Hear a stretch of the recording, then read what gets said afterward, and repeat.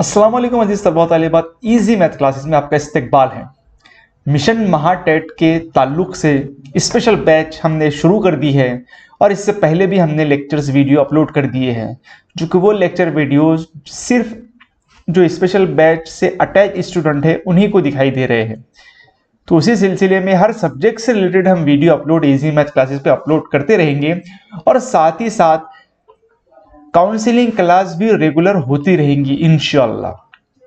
तो आज का जो हमारा वीडियो का जो मेन सब्जेक्ट है वो है जीके, जिसे हम जनरल नॉलेज भी कहते हैं, जहां पर टेट एग्जाम में हमें जनरल नॉलेज से मुतालिक जो सवाल पूछे जा सकते हैं उसी का हम नमूने के तौर पर कुछ सवालात यहाँ पर लेंगे, जिससे आपको समझ में आएगा कि किस तरीके से महा टेट एग्जाम के अंदर सवालात पूछे जाते हैं। तो चलिए बिना किसी देरी के शुरू करते हैं।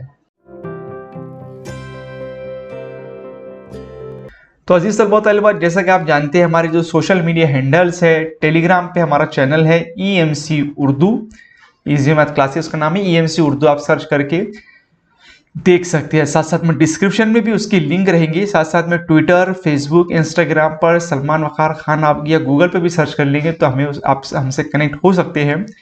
साथ ही साथ जो व्हाट्सएप ग्रुप है, नॉर्मल जो व्हाट्सएप ग्रुप है, उसकी लिंक डिस्क्रिप्शन में है। और जो स्पेशल क्लास से जुड़े हुए स्टूडेंट हैं तो उनके लिए अलग से एक व्हाट्सएप ग्रुप अवेलेबल है। तो चलिए आज समझ लेते हैं हम कि जनरल नॉलेज के लिए सवाल जो आते हैं वो महाटेट एग्जाम में कैसे पूछे जाते हैं। अजीज तलबा तालिबात, हर सब्जेक्ट ज़रूरी है, इम्पॉर्टेंट है। मैथमेटिक्स का भी सवाल आपको 1 नंबर देगा, साइंस का भी सवाल आपको 1 नंबर देगा, जीके का भी सवाल आपको 1 नंबर देगा। तो हर सवाल की उतनी ही इंपॉर्टेंस है। तो आज हम जनरल नॉलेज से मुतालिक कुछ सवाल आपके सामने देखने वाले हैं, ठीक है। तो सबसे पहला जो आज का हमारा सवाल है वो है, the Oscar prize is given in the field of. Oscar का जो इनाम है वो खाली जगह के मैदान में दिया जाता है। ऑस्कर अवार्ड आपने सुना होगा। ऑप्शन हमारे पास में है सिनेमा यानी कि फिल्म्स, जर्नलिज्म पत्रकारिता, राइटिंग में दिया जाता है, या फिर नन ऑफ दीज। तो अजीज तलबा तालिबात, जैसा कि हम जानते हैं कि ऑस्कर अवार्ड जो है वो आपको तो अंदाज़ा हो गया होगा। जी हाँ, मुझे कुछ बताने की ज़रूरत नहीं। ऑस्कर अवार्ड जो है वो फिल्म्स के ताल्लुक से दिया जाता है। जी हाँ, ऑस्कर अवार्ड फिल्म्स के ताल्लुक से दिया जाता है, जहां पर आपने सुना होगा कि आमिर खान की एक फिल्म थी लगान, तो उसके बाद वो ऑस्कर अवार्ड तक गई थी, मगर अफसोस उन्हें मिल नहीं पाया था। तो ये जो ऑस्कर अवार्ड है फिल्मों का, इसे सबसे बड़ा अवार्ड इन्हें कहा जाता है। अभी पिछले जो लास्ट टाइम जिन्हें अवार्ड्स वगैरह मिले थे तो उसमें से जो बेस्ट जिसे एक्टर कहेंगे, जो लास्ट ईयर में जिन्हें अवार्ड मिला था वो थे Anthony Hopkins the father film से ले, और उसी के साथ साथ में जो बेस्ट एक्ट्रेस थी वो थी फ्रांसेस मैकडॉर्मैंड। तो इन्हें अवार्ड मिला था। ये जो रिसेंट ऑस्कर अवार्ड हुए थे उसके ताल्लुक से है। ये 1929 में पहली बार ये अवार्ड दिए गए थे और 92 सवाल से ये ऑस्कर अवार्ड दिए जा रहे हैं, ठीक है। 1929 में ये स्टार्ट हुए थे और ऑस्कर अवार्ड अभी 93 हो चुके हैं और इसकी बहुत सारी हिस्ट्री है। बेस्ट एक्टर के अवार्ड के तौर पर किसे क्या मिला है, और उसके बाद में लगान फिल्म भी इसमें नॉमिनेट हुई थी, मगर अफसोस उन्हें अवार्ड नहीं मिल पाया। तो ऑस्कर अवार्ड में बहुत सारे अवार्ड होते हैं। जिस तरह फिल्म फेयर अवार्ड हमारे इंडिया में होता है, नेशनल अवार्ड होता है, उसी तरीके से ऑस्कर अवार्ड में भी बहुत सारे अवार्ड होते हैं जो कि फिल्मों के शोबे में दिए जाते हैं। आने वाला जो ऑस्कर अवार्ड है जिसकी डेट जो रखी गई है वो है 27 मार्च 2022। 27 मार्च 2022 को अभी नेक्स्ट ऑस्कर अवार्ड होने वाला है। और जो पहली बार जो अवार्ड हुआ था वो था 16 मई 1929 को, यानी लगभग 92 साल पहले ये अवार्ड दिए गए थे। Oscar award. ठीक है, चलिए बढ़ते हैं हम दूसरे सवाल की ओर। Name the highest peak of the Himalaya in India, यानी कि हिंदुस्तान में हिमालय की सबसे बुलंद तरीन जो चोटी है वो उसका नाम क्या है? ऑप्शन ए है K2, बी है माउंट एवरेस्ट, सी है माउंट कंचनजंगा, या फिर माउंट धौलागिरी। ये चार ऑप्शन है हमारे पास में, और आपने हमें बताना है कि सबसे जो हिमालय की जो इंडिया में जो सबसे ऊंची चोटी है वो कौन सी है। ठीक है, तो आप आपका जवाब सोच ले।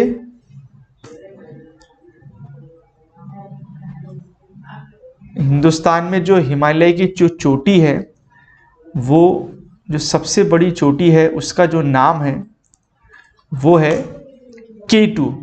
जी हाँ, K2 के ताल्लुक से मैं आपको बता दूं कि K2 का जो हाईएस्ट पॉइंट है, सबसे जो ऊंची चोटी है वो है 28,250 फीट, यानी 8,610 मीटर ये है, और इसलिए इसका नाम जो है वो K2 दिया गया है। तो ये जो दूसरा सबसे ऊंचा जो चोटी है उसमें है ये K2 शुमार, और जो नंबर 1 जो चोटी है वो है माउंट एवरेस्ट। सबसे ऊंची चोटी जो इस ज़मीन पर हमारे वाक़ है, माउंट एवरेस्ट की जो ऊंचाई है 8,849 मीटर है, और उसके बाद में जो हिंदुस्तान में है K2। ठीक है, तो K2 ये हिंदुस्तान की सबसे ऊंची चोटी है, और माउंट एवरेस्ट 8,848 मीटर है ऊंचा, जो कि नेपाल में इसकी जो ये आता है वो नेपाल में आता है। ठीक है, सगरमाथा करके जो है वो नेपाली वहाँ पर आता है ये, और दुनिया ने हिंदुस्तान दुनिया का सबसे ऊंचा ये माउंटेन है जो कि चाइना नेपाल बॉर्डर के आसपास में आता है। ठीक है, तो यहाँ पर हमने देखा है हिंदुस्तान की सबसे ऊंची चोटी के बारे में। अगला सवाल है, Raghuram Rajan was the former fill in the blanks of India. Raghuram Rajan जो थे वो हिंदुस्तान के साबिक खाली जगह थे। ऑप्शन क्या है हमारे पास में? प्राइम मिनिस्टर, प्रधानमंत्री, CAG, राष्ट्रपति, प्रेसिडेंट, या none of these. Raghuram Rajan आपने नाम अगर सुना होगा तो आपको पता होगा कि रघुराम राजन हिंदुस्तान के क्या रहे हुए हैं। जी, हिंदुस्तान के जिसे हम RBI के गवर्नर जिसे कहा जाता है, रघुराम राजन एक वक्त में हिंदुस्तान के रिजर्व बैंक के गवर्नर रह चुके हैं, जो कि यहाँ पर ऑप्शन तो नहीं है, मतलब इसका जो आंसर रहेगा वो नन ऑफ दीज रहेगा। तो रघुराम राजन काफ़ी इंटेलिजेंट गवर्नर रहे हैं, और उनके बारे में हम अगर देख ले तो रघुराम राजन जो है वो इंडियन इकोनॉमिक्स भी थे, और साथ साथ में इन्हें बहुत सारे अवार्ड्स भी मिले हैं। रघुराम राजन 3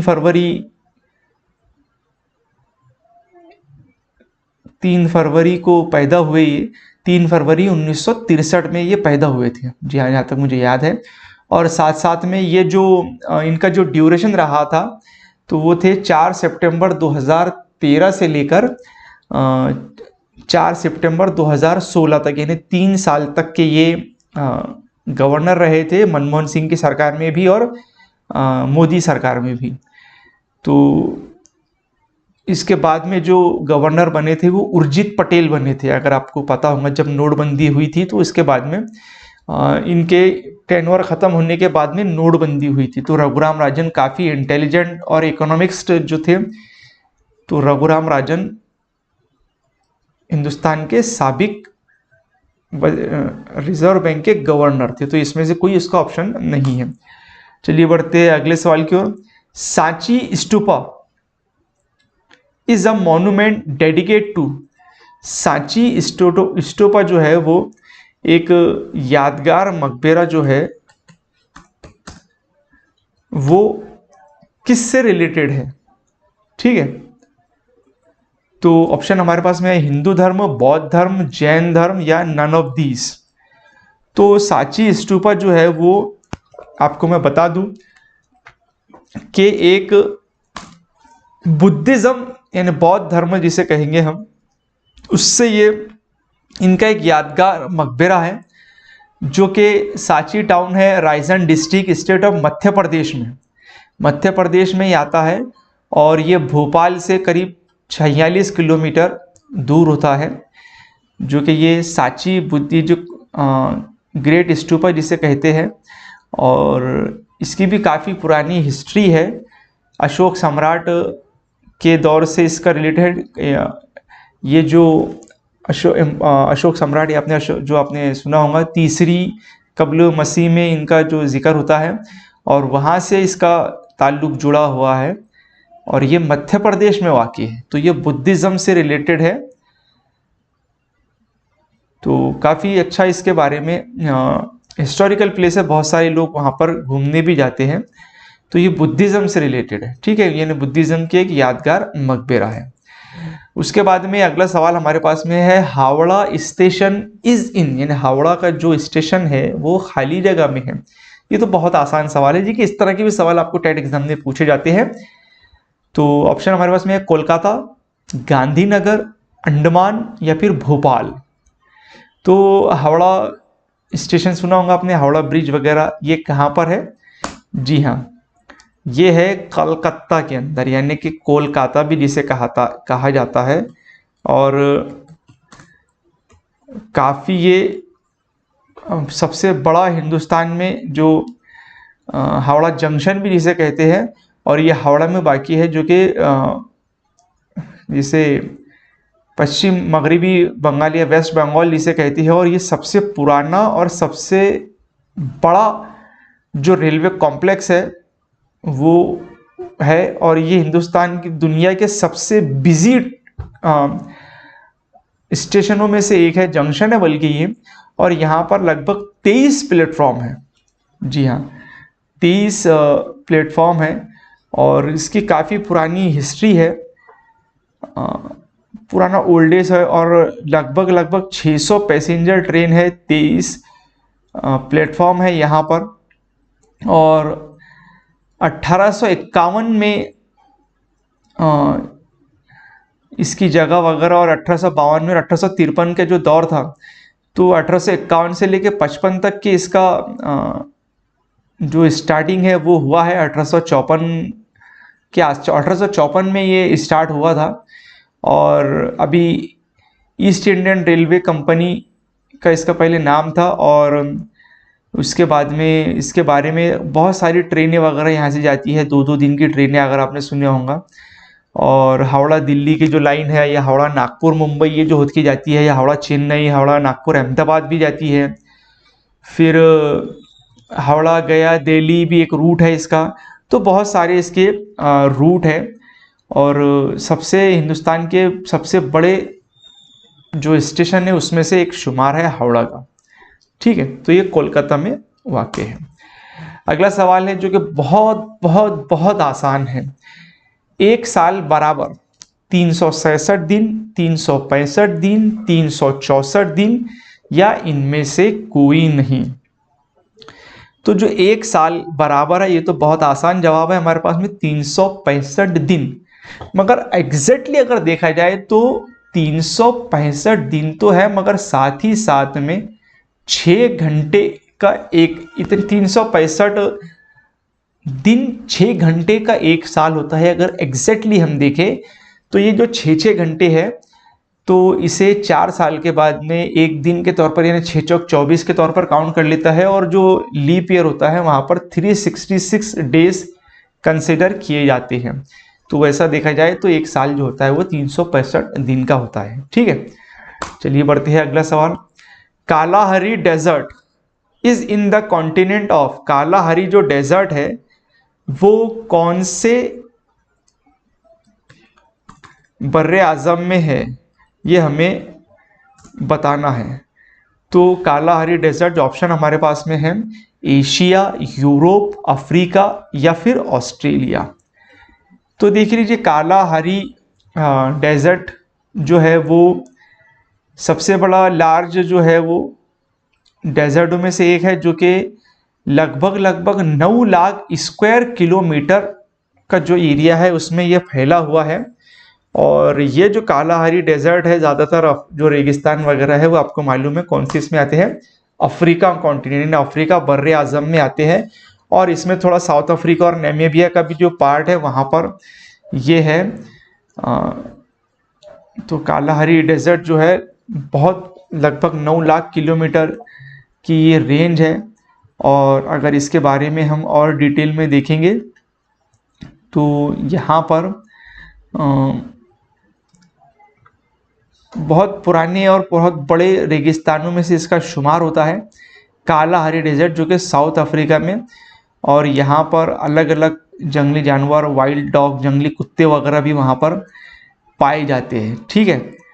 और वहाँ पर कुछ जिसे हीरे की कानें जो होती है वहाँ पर भी उसके बारे में भी उसका भी जिक्र आया है, ठीक है। तो अफ्रीका में ये वाक़ है। साथ साथ which of the following is a city in Europe, दर्जा झैल में से कौन सा एक शहर जो है वो यूरोप में है, ब्राजीलिया, न्यूयॉर्क, बर्लिन या बीजिंग। अब ऑप्शन आपने क्या करना है, अगर कुछ ऑप्शन के बारे में आपको मालूम है तो वहाँ के वहाँ कट हो सकते हैं, यानी न्यूयॉर्क तो नहीं हो सकता है और बीजिंग भी जो है वो चाइना में है। तो हमारे पास में ऑप्शन है ब्राजीलिया और बर्लिन। तो ये जो शहर है तो बताना है कहाँ पर है। तो जी हाँ, बर्लिन जो है वो यूरोप में वाक़या है, बर्लिन जो शहर। तो ब्राज़ीलिया भी यहाँ पर नहीं है, बर्लिन। आपने अक्सर फिल्मों वगैरह में देखा होगा, आई थिंक डॉन जो फिल्म थी शाहरुख खान की, उसमें भी बर्लिन में उसकी शूटिंग बताई गई। तो बर्लिन यहाँ पर इसका राइट आंसर रहेगा। अगला सवाल है, the leaning tower of Pisa is in, जो लीनिंग टावर है पीसा का, तो वो लीनिंग टावर ऑफ जो पीसा है तो वो कहाँ पर है, ये हमें बताना है। ऑप्शन हमारे पास में है ब्रिटेन, फ्रांस, इटली या स्विट्जरलैंड। तो लीनिंग टावर जो पीसा है ये आपने बताना है कि कहाँ पर है। ऑप्शन आपके सामने चारों भी स्क्रीन पर है। जो वो आपने देखा है ना, वो झुका हुआ जो एक टावर दिखता है आपको, आपने देखा होगा कई फिल्मों में, एक जीन्स फिल्म आई थी ऐश्वर्या राय की, उसमें बताया गया था वो ऐसे झुकते रहता है, गिरते रहता है वो। तो वो आपने बताना है कि वो कहाँ पर है। ऑप्शन हमारे पास में है ब्रिटेन, फ्रांस, इटली या फिर स्विट्जरलैंड। तो राइट आंसर हमारा यहाँ पर है इटली। कहाँ पर है, इटली में है। तो इसकी जो हाइट है, वो जो लीनिंग टावर आपने देखा होगा, तो वो हाइट जो है उसकी वो 55.86 मीटर है। 55.86 मीटर ज़मीन से समझ लो, देखा रही 183 फीट ये है।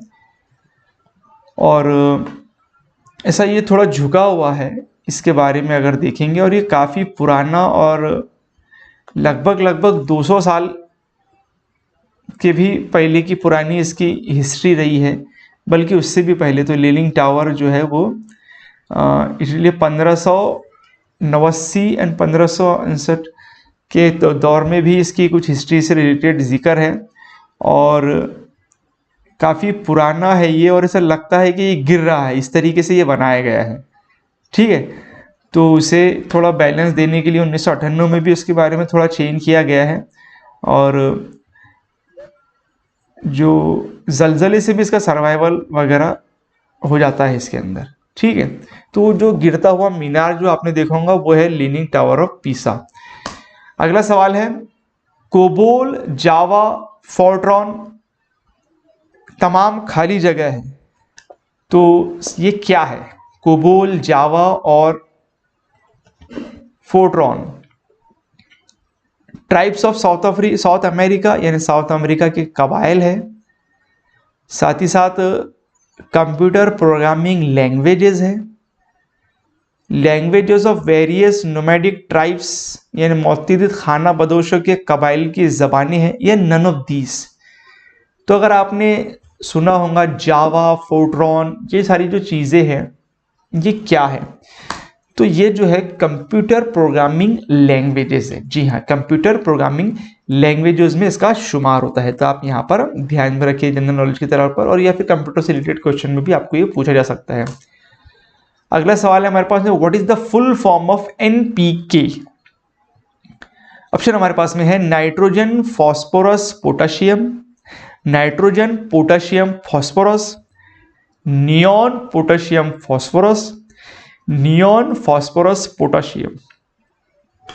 तो एनपीके का जो फुल फॉर्म है वो आपने यहां पर हमको बताना है।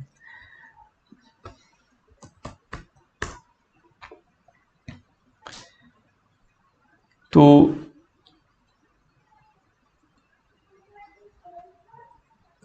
इसका जो राइट आंसर है वो है nitrogen, phosphorus, potassium. Nitrogen, phosphorus, potassium इसे कहते हैं, और ये फर्टिलाइज़र लेबल है, और इसका जो इस्तेमाल है वो मिट्टी की ज़रखेज़ी या प्लांट उगाने में इसका इस्तेमाल होता है। ठीक है, तो ये नाइट्रोजन, फॉस्फोरस, पोटाशियम यहाँ पर इसका राइट आंसर है। अगला सवाल है, the government can be remove through a no confidence motion pass by the parliament in the fill in the blank state of government. हुकूमत के खाली जगह के निज़ाम में अदम एतमाद की तहरीक के पार्लियामेंट में मंजूर होने पर हुकूमत को ख़त्म किया जा सकता है। अब यहाँ पर कौन से सिस्टम में या कौन से निज़ाम में ये होता है? फेडरल, वफाकी, यूनिटरी, वहदानी, प्रेसिडेंशियल, सदारती, या पार्लियामेंट्री या पार्लिमानी जिसे कहते हैं। तो इसका जो राइट आंसर है वो है पार्लियामेंट्री जो सिस्टम है गवर्नमेंट का, वहाँ नो कॉन्फिडेंस मोशन के ज़रिए गवर्नमेंट को मतलब रिमूव भी कर सकते हैं। मिसाल के तौर पर अभी आपने अगर देखा होगा मध्य प्रदेश की जो सरकार बनी थी पिछले टाइम पे, तो वहाँ पे जो कांग्रेस के जो आमदार थे वो गायब हो गए थे, और फिर जब उन्होंने कॉन्फिडेंस मोशन के लिए उनको चैलेंज किया था, तो कांग्रेस के जो विधायक थे वो उनका जो आंकड़ा चाहिए सरकार बनाने के लिए उतने नहीं हो सके थे, जिसके करते वहाँ पर उनकी सरकार गिर गई थी, और फिर वही मेंबरों ने दोबारा से फिर दूसरी पार्टी से इलेक्शन लड़ा और जीत गए। तो वहाँ पर नो कॉन्फिडेंस पार्लियामानी सिस्टम में ही होता है, तो उसके जरिए सरकार को हम गिरा भी सकते हैं। अगला सवाल हमारे पास में है, the Taj Mahal was built during the reason of. Taj Mahal खाली जगह की हुकूमत में बनाया गया है।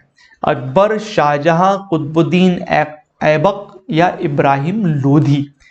तो ये तो बहुत आसान सवाल है, मुझे इसके बारे में ज़्यादा डिटेल भी देने की ज़रूरत नहीं।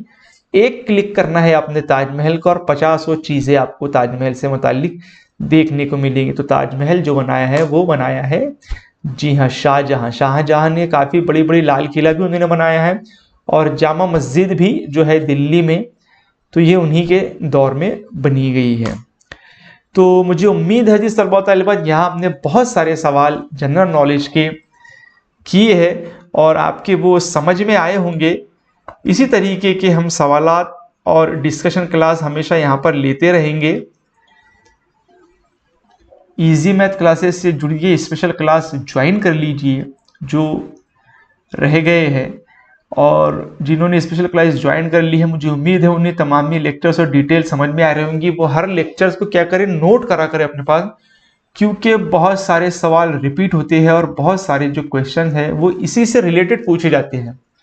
मिसाल के तौर पर अभी ताजमहल का सवाल था, ताजमहल किसके दौर में बना है, ऐसा सवाल चेंज हो जाता है कि ताजमहल किसकी याद में बना है। तो इसी तरीके से सवाल आपको आते हैं। तो मुझे उम्मीद है आपके ये समझ में आ रहा होगा, और मैं एकदम आराम से और शांत तरीके से समझाता हूँ, शायद आपके समझ में आ जाता होगा, किसी तरह के डाउट की कोई गुंजाइश नहीं रहती है। फिर भी अगर कुछ आपको प्रॉब्लम है तो आप मुझे मैसेज करके पूछ सकते हैं। तो इस वीडियो में इतना ही, देखते रहिए इजी मैथ क्लासेस।